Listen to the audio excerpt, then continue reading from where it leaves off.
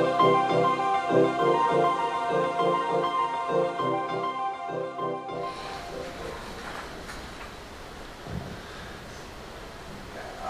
you so much. I can barely see the screen, so I think. I think what today, we'll be really discussing in my presentation is how does one really end up integrating CSR as a part of corporate strategy. And before I really begin, I think there have been some very excellent, words of advice and words of wisdom that have already been shared in the opening plenary by Mr. Ahluwalia and Ms. Verma.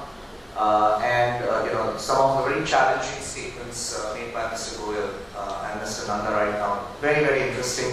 And I think I'll just pick on, those things as we move forward.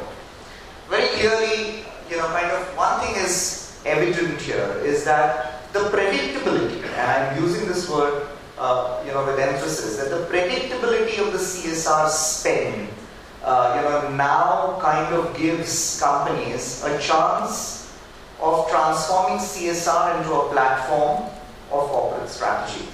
Earlier it was, I can do it voluntarily once in a year, or maybe, once in 10 years, etc. Depends on my, whims and fancies of somebody in the system.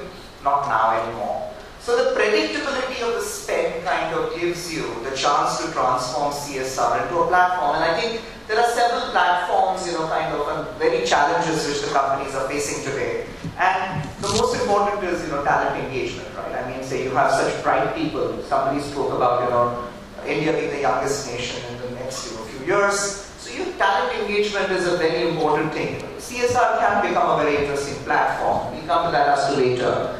The whole aspect of cost, effective game-changing innovations. Again, collaborations, social innovation, collaborations, they can really become, game-changing innovators for companies. And, something which, Mr. Goyal spoke about, the scale of your innovation, right? I mean, the rallies combined with the government of Maharashtra gives that enormous scale to then, take those innovations.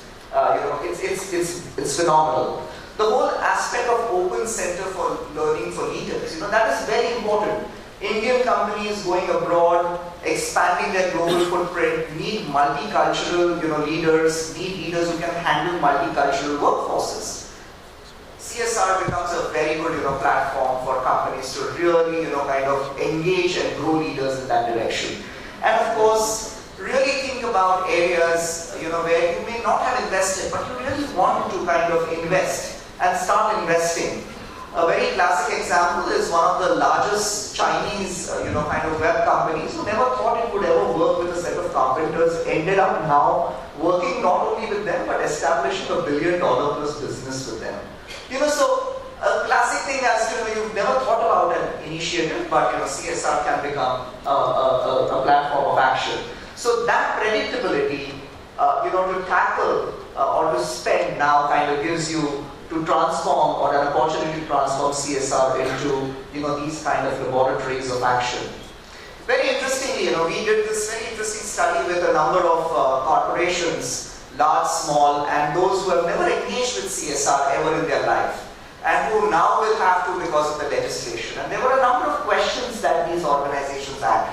The first one is this, how can I manage it? How can I don't have any experience. I'm in the business of creating wealth and not social value. How am I supposed to, start really doing that? Am I going to be, if I collaborate with somebody, am I going to be held responsible? In the end, if the person whom I'm collaborating does not deliver on the ground, what happens to my reputation? Something, with Mr. Nanda also referred, right? Reputation, of course, CSR gives you a reputation, but it can also be, end up in a reputation deficit for you if something goes wrong on the ground, especially when there is, social media and, things going viral, etc. So I think a lot of those questions really came in. And once we took notice of all those questions, what we did was we sat down and with the leaders in the industry developed what we call as a high performance framework, which helps you integrate your CSR into your corporate strategy. And I think it all really defines and it all really begins with a vision. I mean, if you look at the best examples of corporate social responsibility in the country, it all really is ingrained in the vision of the company. It starts with the CEO, as Baroness Verma was saying, with the chairman of that company really thinking about it every day, every time he takes that or she takes that business decision. So, kind of how are you really going to your CSR vision? How is it going to be aligned with your, business vision, with your level of existing CSR exposure, etc., is really important. Then, of course, is the whole aspect of, kind of the operating footprint, and I'm, quickly going here on the next slide, which is many a times, we kind of take it for granted, oh, let's start working, oh, let's start doing this, oh, I'm very, kind of fond of it. It's not that. I mean, because the spend is now going to be large, it's going to be very important to really define a very precise operating footprint. And this is something which is a very simple diagram, but let me tell you, when we have been in discussions with companies, it takes days for them to arrive at something like this. Because there is so much of debate as where am I going to go? Is this going to be a social value or only business value? Am I going to work in the region where my company is located, or where, outside that? Am I going to be talking to only communities or somebody else outside the community which is getting impacted immediately? All these things, are of great importance, and to even arrive at that kind of a grade takes a very long time. Then, of course, you come to what we call the set of capabilities. You've defined your, kind of vision. You want to create a differentiated footprint, operating footprint in the CSR domain. But we, based on our discussions, we saw that, basically there are about 4 distinctive capabilities that companies really need to, master. The first of them is the value co-creation. It's a game of collaboration. Nobody, speaker after speaker today has always said that it's collaboration. Right? It's going to be with entrepreneurs, with governments, with NGOs, with whoever. So it's a game of collaboration, and nobody can deny that. So how are you really going to co-create value is going to be very, very important. And co-creation of value is extremely important. Why? Because that allows you to scale. That allows you to kind of make the best of technology. The second, of course, is the whole win-win partnerships. And when you talk about win-win partnerships, it's again, essentially many a times, in the past I've seen cases where, companies say, okay, fine, this is the lump sum money I'm going to give you, and you please deliver for me on the ground. Many of the partners that are now coming up, especially social entrepreneurs, etc., it's not about money, it's about mentoring, it's about being with them on the ground, it's about, giving them that, hand which they require, the scale that they require. So please don't equate a win-win relationship only with money. It can be something completely different, which depends on the value framework of your partner, and how you decipher that value is going to be extremely important. The third point is, of course, the whole, kind of collaborative organizational architecture, and this is again something very important. Our organizations are wired to deliver economic value, or value for capital. Delivering social value requires a very different organizational architecture, and one really needs to sit down and understand it. In case when companies have it within their culture, then of course, they have grown with it, their managers have grown with it, their senior leadership has grown with it, it comes very naturally to them. But many companies are not wired in that manner, and that really therefore needs to be done. And of course, the last one is about, I can't read from here. But the last one is about operational excellence. Then it's, kind of the whole point about operating excellence is, how you use technology to scale, and most importantly, the operational excellence is, there is this whole ecosystem approach, right? I mean, say, you really come out with ecosystems, and when you have ecosystems in place, you don't need to only dip into it and take something out of it, but how you going to even contribute to enriching the ecosystem is equally important. So your operational excellence, because it is, the relationship is not take, but it's symbiotic in nature with your partners. So therefore, when you dip into the ecosystem, how am I going to really be a symbiotic, partner is going to be very, very important.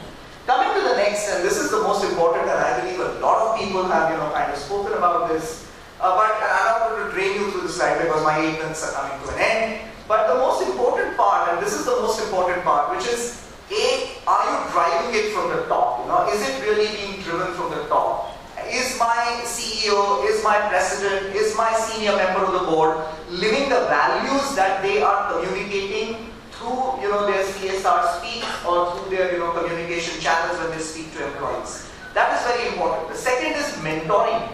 It's very, very important. I mean, kind of, because maybe your managers are not wired in that way, their mindsets are not wired in that way. how are you going to really mentor them? Are you really taking them, kind of, I've seen, really, the kind of the stalwarts in CSRs, they take enormous pains to talk to their managers, to talk to their employees on the shop floor. People spend a lot of time in terms of really going down the alley and, kind of communicating values. And then, of course, the whole point about, consistent, and this is the third point which is very important according to me, is about, kind of having tangible and intangible kind of what we call parameters to evaluate. A lot of us are, kind of our quarter by quarter mindsets, right? But, society does not work on quarter by quarter basis, it evolves, right? So I think that is extremely important, and we are going to do work with society. It's not going to be a work with, an economic kind of, or a piece of a lump of capital or a lump of machine. And I think that is something which is extremely important. How are you going to create those intangible, kind of parameters to evaluate? And how is it then, kind of really going to be, that evaluation going to go down the system is very critical. And then the last point, of course, is, am I really supercharging my people? Many a times, okay, you're not good at operations, go to the CSR. I think that's the way to survive in the company. No more. I think that is extremely important. Don't let your people in CSR feel dumped. And this is a word which people use, when we spoke to them during interviews. I felt dumped. And I think this is something very important. Am I going to create a career path for the CSR individual which is exactly the same for somebody who is in mainstream for a company? That is extremely important. And lastly, coming to the whole thing which I just spoke about, the ecosystem part of it. Am I, creating the next set of innovations? Am I partnering with them? Am I really looking at laboratories to, work with? I think these are some of the things which we thought about, and this is exactly captured, in this, in this set of framework that we speak about. I think my 8 minutes have come to an end, and I'm, I'm extremely thankful once again on behalf of Accenture. Let me thank IoT and of course this esteemed panel and the audience for giving us time to, share some of our thoughts. Thank you so much.